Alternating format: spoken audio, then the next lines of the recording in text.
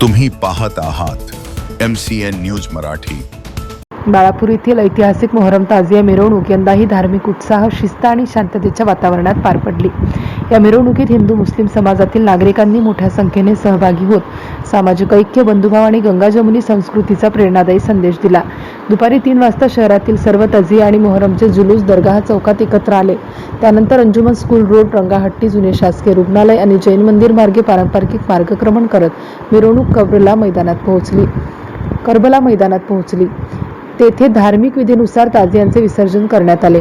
अंजुमन school road परिसरात नायब तहसीलदार, ताजिया मंडळाचे पदाधिकारी, पोलीस अधिकारी तसेच ढोल ताशा पथकांचे पुष्पहार घालून जंगी स्वागत करण्यात आले। स्वागत सोहळ्यात दोन्ही समाजातील नागरिकांनी उत्स्फूर्त सहभाग घेत पारंपरिक विश्वास, परस्पर विश्वास, सामाजिक सलोखा आणि राष्ट्रीय एकात्मतेचा संदेश दिला।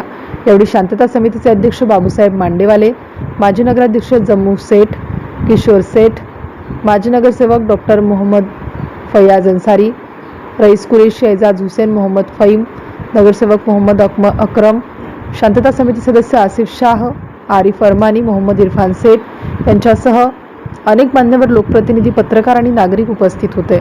MCN न्यूज मराठी करिता शेख जावेद हाशम, बाळापूर।